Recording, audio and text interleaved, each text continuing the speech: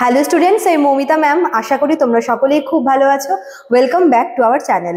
আজকে আমি তোমাদের 5th সেমিস্টার মেজর পলিটিক্যাল সায়েন্সের পেপার 9 থেকে 6 মার্কসের কিছু ইম্পর্টেন্ট কোয়েশ্চেন নিয়ে ডিসকাস করব। চলো দেরি না করে শুরু করে দিই আজকের ক্লাসটা। দেখো, তোমাদের পেপার 9 থেকে টোটাল আমি 11খানা কোয়েশ্চেন রেখেছি তোমাদের 6 মার্কসের জন্য। তো এক এক করে আমরা দেখবো যে কোন কোন কোয়েশ্চেনসগুলো তোমাদের পড়তে হবে, ঠিক আছে? ফার্স্টে দেখো, question number 1, analyse the convergence and conflict between geopolitics and geo economics in the current world order. Geopolitics আর জিও ইকোনমিক্স এই দুটোর মধ্যে যে কনফ্লিক্টটা রয়েছে অ্যান্ড কনভার্জেন্স রয়েছে সেটা কি? Question number 2, discuss the role and significance of non-state actor, যার মধ্যে রয়েছে হচ্ছে MNCs, NGOs, ঠিক আছে? এগুলো কিন্তু তোমাদের ইনক্লুড করতে হবে, ঠিক আছে, in shaping global political outcomes. আচ্ছা, question number 3, explain how the rise of powers like China and India is challenging the existing Western centric world order. তো রাইজিং পাওয়ার হিসেবে যখন চায়না এবং ইন্ডিয়া রাইজিং পাওয়ার হিসেবে কিভাবে ওয়েস্ট সেন্ট্রিক ওয়ার্ল্ড অর্ডারের একটা challenging একটা ব্যাপার হচ্ছে, বা এদের অ্যাজ এ রাইজিং পাওয়ার এদের হচ্ছে কন্ট্রিবিউশনটা কি, বা এরা কিভাবে আদার্স কান্ট্রিগুলোর ক্ষেত্রে একটা চ্যালেঞ্জ হয়ে দাঁড়িয়েছে। Question number 4, differentiate between conventional war and asymmetric war with relevant example. এখানে conventional war আর হচ্ছে asymmetric war এর মধ্যে যে ডিফারেন্সটা আছে সেটা কি কিন্তু ওদের এক্সাম্পল দিতে লাগবে, ঠিক আছে? Question number 5, what are the key challenges faced in the process of conflict resolution in contemporary global conflicts?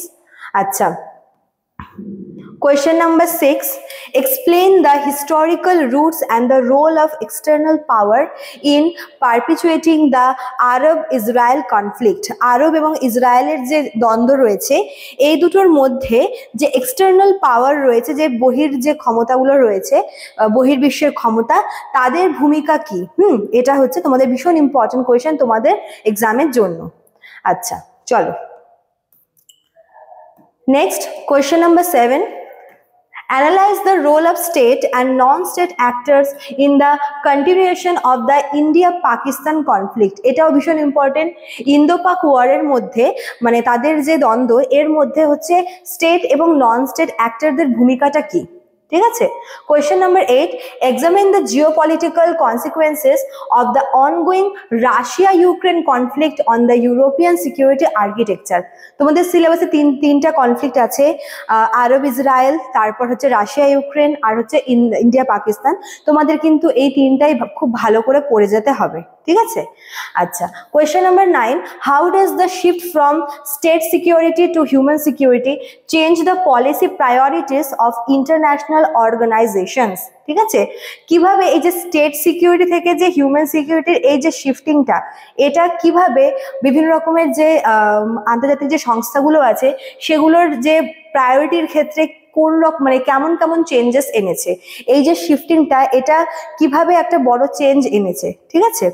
Question number 10, examine the political and economic vulnerabilities that make a state susceptible and becoming a failed state. ঠিক আছে, একটা রাষ্ট্রকে ব্যর্থ রাষ্ট্র বা fail স্টেটে তকমা পাওয়ার জন্য কিছু পলিটিক্যাল, কিছু ইকোনমিক্যাল, কিছু এরকম বিশেষ জিনিস থাকে যেগুলোর জন্য কিন্তু সেই স্টেটকে ফেল স্টেট বলা হয়, ঠিক আছে, ব্যর্থ রাষ্ট্র। তো সেগুলো কি কি?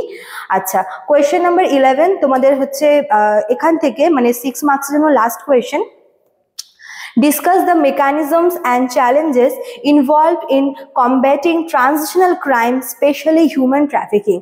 দেখো, তোমাদের যতগুলো আর কি ট্রানজিশনাল ক্রাইম আছে, ট্রান্সন্যাশনাল ক্রাইম, সেখান থেকে কিন্তু হিউম্যান ট্রাফিকিংটা ভীষণ ইম্পর্টেন্ট, ঠিক আছে? মানি লন্ডারিং বলো বা সাইবার ক্রাইম, এগুলো তো রয়েছে, কিন্তু হিউম্যান ট্রাফিকিংটা কিন্তু আলাদাই একটা ক্রাইম, ট্রান্সন্যাশনাল ক্রাইম, যেটা ভীষণ পরিমাণে হচ্ছে বর্তমানে।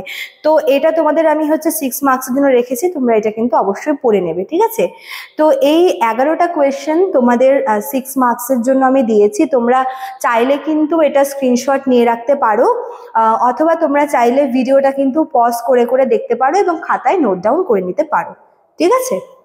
চলো, তো এই ছিল তোমাদের আজকের ক্লাসটা। যারা ভাবছো আমাদের কাছ থেকে নোটস পারচেস করবে এক্সামের আগে, তারা কিন্তু আমাদের অফিসিয়াল নাম্বারে কন্ট্যাক্ট করে নিতে পারো। আমাদের অফিসিয়াল নাম্বার এখানে দেওয়া আছে সবটাই, এবং তোমাদের জন্য কিন্তু আমাদের সেন্টার থেকে দেওয়া সমস্ত কোর্সের যে ফি, মেজরের জন্য এবং মাইনরের জন্য দুটোই কিন্তু এখানে প্রোভাইড করা আছে। ঠিক আছে, চলো আজকে এতটুকুই থাকলো, দেখা হচ্ছে নেক্সট ক্লাসে।